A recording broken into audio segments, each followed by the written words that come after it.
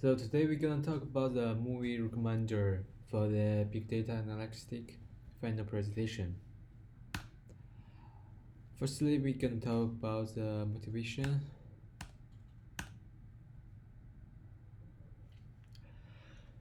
Almost no one doesn't like to watch movies. With the cost of the filming failing and more people investing in filming, there are more than millions of movies and the people have many choice, but it also makes it harder for them to find the movies they really want to watch.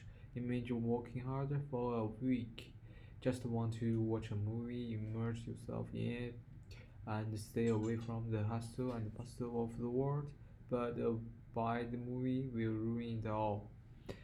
So people urgently need a movie recommender software. It will recommend the most acclaimed movie to the user, and he will also search for movies that similar to those of his interest based on the information he has entered. With this app, life will be simple and beautiful. There are some concerns. Some algorithm would take more than 1 minute to help users find the movies, but we think it can be improved later. Secondly, we're gonna talk about the site, algorithm, and the tools. The data site and tools algorithm we use just listed on the slides. This is the movie's data site, the original one. They are really messy, so we're gonna pre-process it before data analysis. Yeah, it's much clearer. This is the Netflix price data site, original one. Uh, the most difficult part is there are four JSON files. We need to convert them into CSV file. So we got this.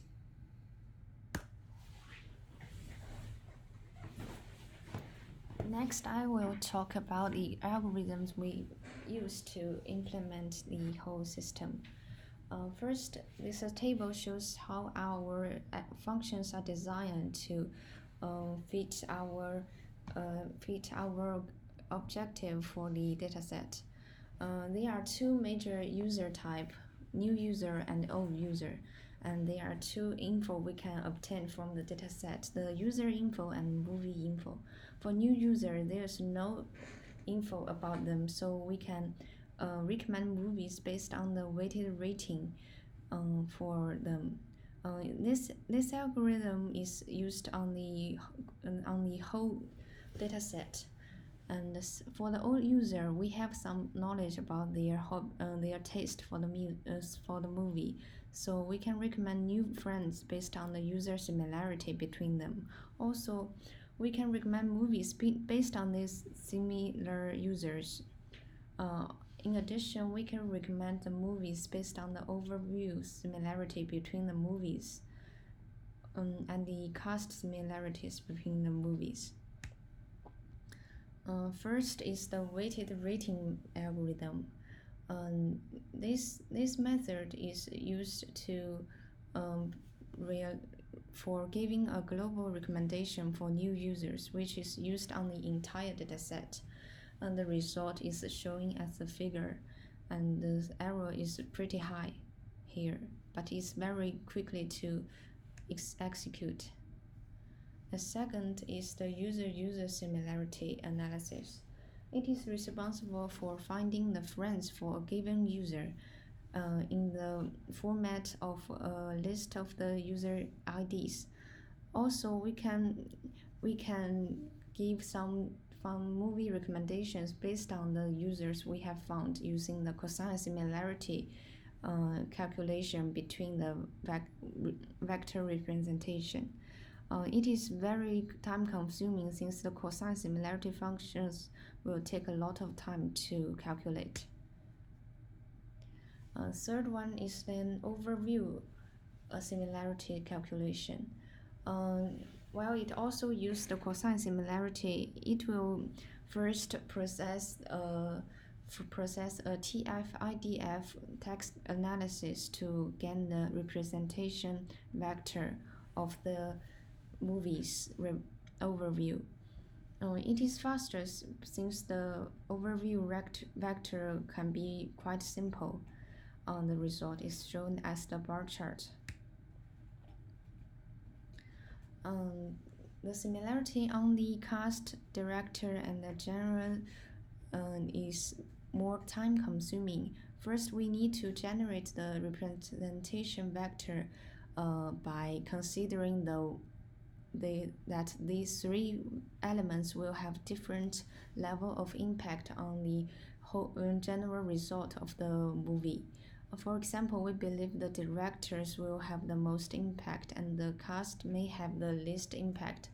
So it will appear three times in the final vector while the cast will only appear once. And then we use the TF-IDF to generate a representation vector and we'll calculate the similarity between them. The result is shown as this bar chart.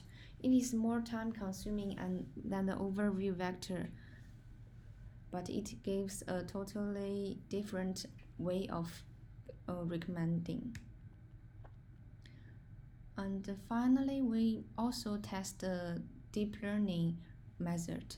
It's just used two fully connected layers to map the input movie vector, user vector to a final one-dimension prediction vector.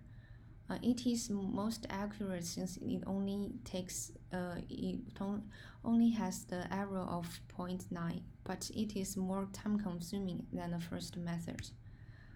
Our analysis is that the most efficient way may not be the last method, so we discard this method in the final software implementation. And also this and also the TF-IDF has no ground truth given, so there's no applicable accuracy calculation method. So I will introduce a web application for you. As my teammate introduced, we finally choose the three recommendation algorithm: the iOS algorithm in Spark, the mean weighted, and the content-based recommendation algorithm. And this is the demo of our website. And after running the website, we can